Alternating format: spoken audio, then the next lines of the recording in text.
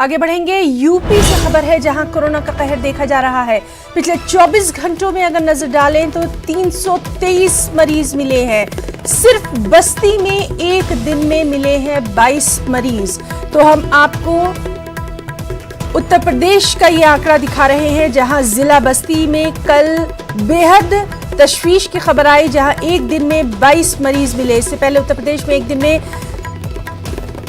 208 उत्तर प्रदेश में अब तक जो इजाफा है वो लगातार देखा जा रहा है। कोरोना से 5 लोगों की मौत की भी खबर मेरठ, बनारस, जालौन, बस्ती, फिरोजाबाद में कोरोना से एक मौत हुई है और मरीजों की ये तादाद जो इसमें गैर मामूली इजाफा हो रहा है, इससे यूपी में हालात लगातार तशवीशनाक होते जा रहे हैं। इससे पहले यूपी में एक ही दिन में 208 लोग भी मिले थे।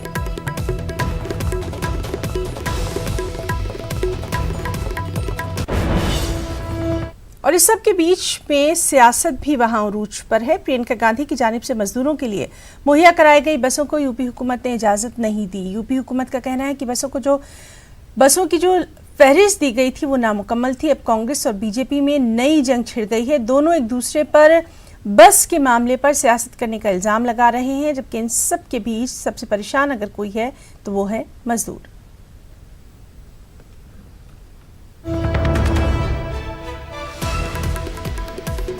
और लखनऊ से बड़ी खबर लगातार हम आपको बता रहे हैं कि मजदूरों की बसों पर सियासत में शिद्दत देखी जा रही है। कांग्रेस के रियासी सदर की गिरफ्तारी के बाद पार्टी कारकुनान का जो गुस्सा है वो भी लगातार बढ़ता जा रहा है। अब आगरा से ये खबर है जहां आगरा पुलिस लाइन पर कांग्रेस कारकुनान जमा हुए हैं। पुलिस लाइन के अंदर रखा गया है कांग्रेस के रियासती सदर अजय कुमार लल्लू को। और कांग्रेस का ये कहना है कि मजदूरों की मदद न सरकार खुद कर रही है न ही करने दे रही है। तो अजय कुमार लल्लू की गिरफ्तारी के बाद लोगों में योगी हुकूमत के खिलाफ नाराजगी देखी जा रही है। और सीधे रुख करेंगे लखनऊ का, जहां मौजूद है हमारे साथी तारिक कमर।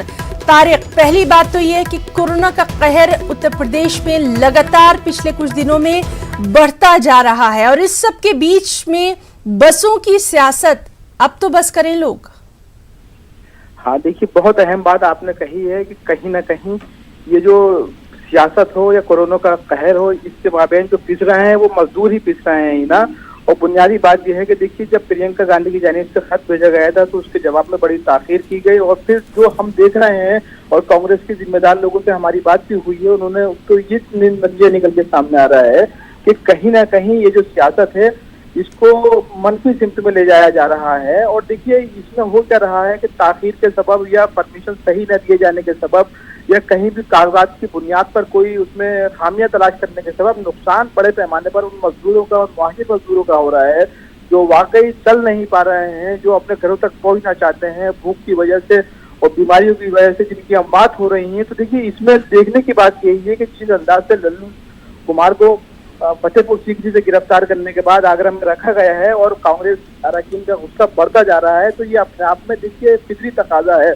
एक तरफ जब मजदूरों को देखते हैं, परेशान हाल मजदूरों को पैदल चलते हुए धूप शिद्दत में, भूख की शिद्दत में, तो जाहिर है कि मुस्तैल होना किसी भी इंसान का लाजमी है। लेकिन एक तरफ हुकूमत के बड़े बड़े दावे हैं, दूसरी तरफ नाकामियों का एक सिलसिला है जो नजर आता है, जिसका मुशाहिदा समाज के सभी तबकों के, चाहे वो सियासी तबका हो या समाजी तबका हो, लोग कर रहे हैं।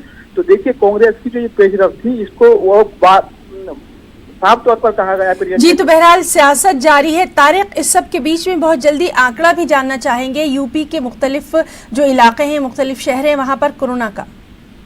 हाँ देखिए, ना जो यूपी के मुख्तलिफ अजला हैं और मुख्तलिफ क्या कहें, अब तो आप कह सकती हैं कि उत्तर प्रदेश के तमाम अजला में कोरोना का कहर महसूस किया जा रहा है। मुतासरीन की तादाद, कोई भी जिला अब ऐसा नहीं है जहाँ पर कोरोना के मुतासरीन मौजूद न हो।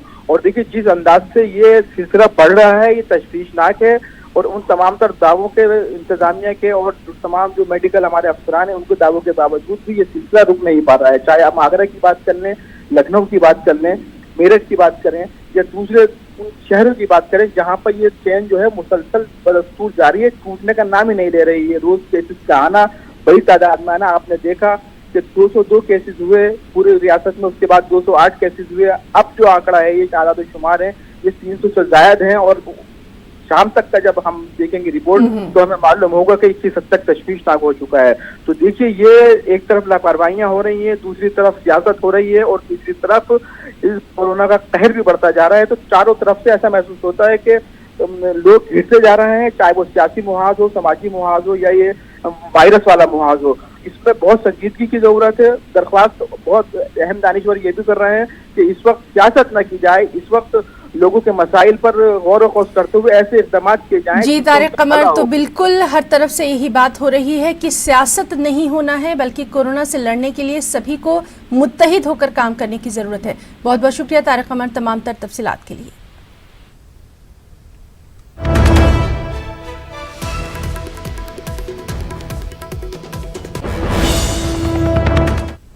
और महकमा रेलवे की जानिब से एक अच्छी खबर भी आई। 1 जून से रोज़ाना 200 नॉन एसी ट्रेनें भी चलेंगी। पीयूष गोयल ने ट्वीट करके इसकी जानकारी दी और कहा कि जल्द ही इसके लिए ऑनलाइन बुकिंग शुरू हो जाएगी।